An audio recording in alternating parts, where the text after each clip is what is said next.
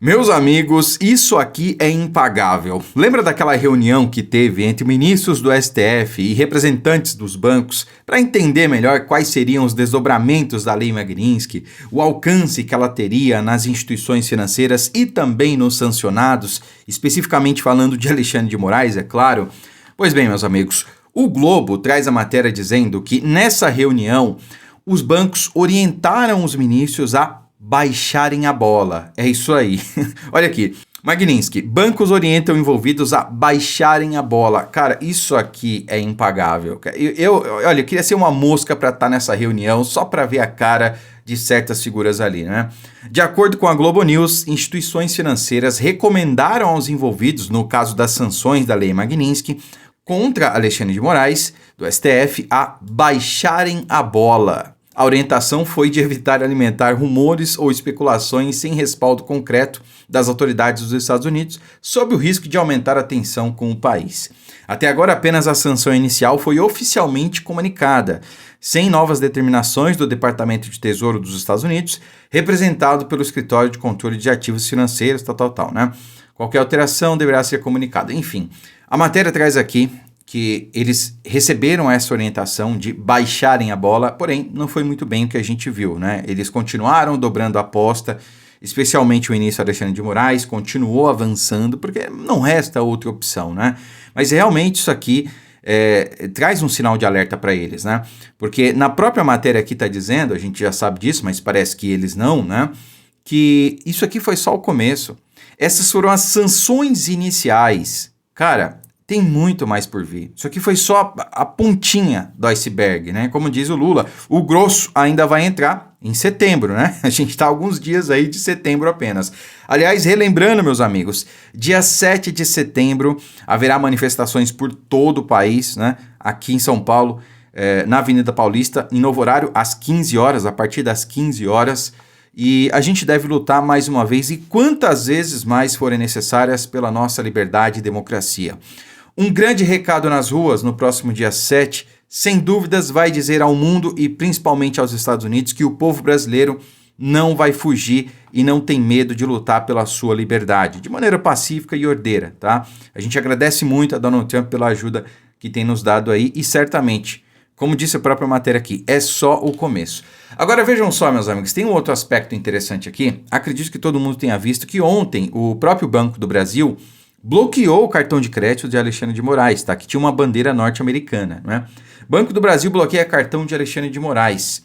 A instituição financeira ofereceu a bandeira Elo para o ministro, tá? Então, não sei se todo mundo já ouviu falar, o cartão Elo parece que ele é 100% nacional. Eu não sabia, tá? Achei realmente que tivesse ali investidores estrangeiros, fosse uma junção, enfim, não vem ao caso aqui, mas o fato é que cancelaram o cartão de crédito de Alexandre de Moraes com a bandeira internacional, parece que era Mastercard, e ofereceram um Elo para ele, tá? Não se sabe se o ministro aceitou ou não.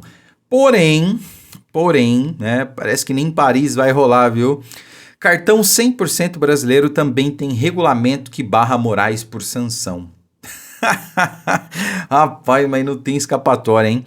Citado como opção ao ministro do Supremo, Elo tem contrato com bancos que proíbe relacionamento com o cliente sancionado pelos americanos.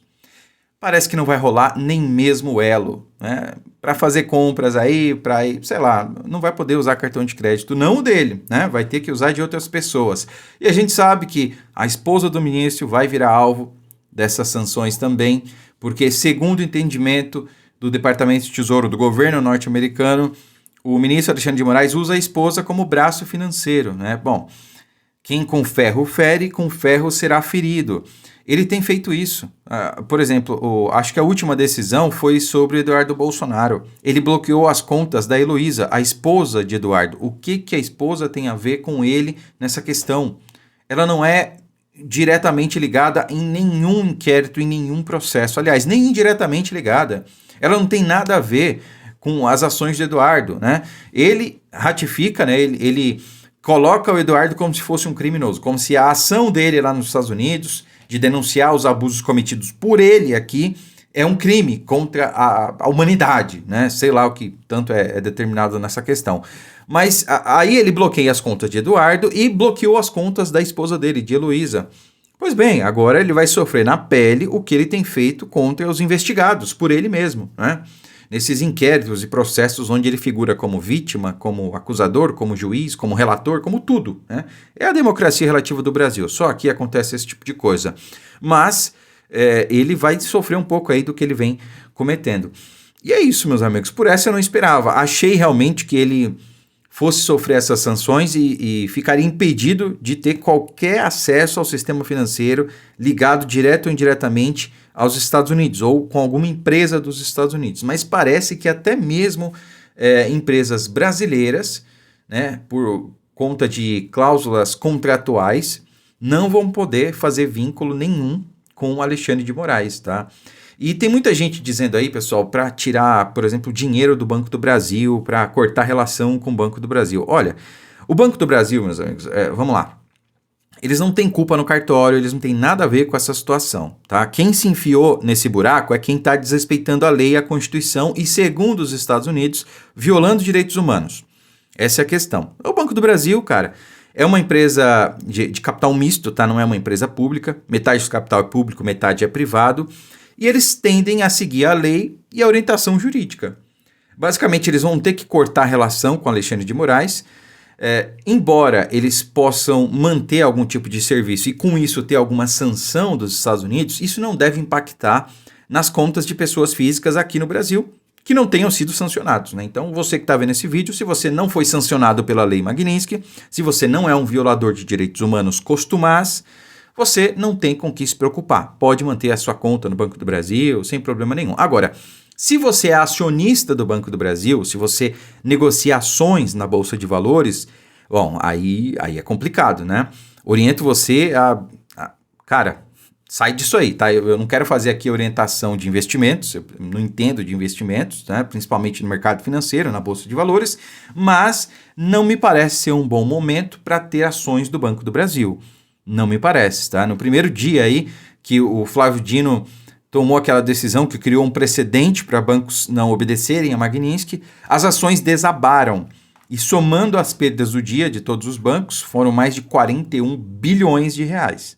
O Banco do Brasil, inclusive, ia pagar dividendos no mês que vem, se não me engano. Já não vai mais, tá? Postergou aí para dezembro. Nada impede que haja uma nova prorrogação, né? Então, não me parece ser um bom momento para fazer negócios em ações, em ativos do Banco do Brasil, tá? Agora, quanto às contas, eu acredito que não vai ter nenhum problema.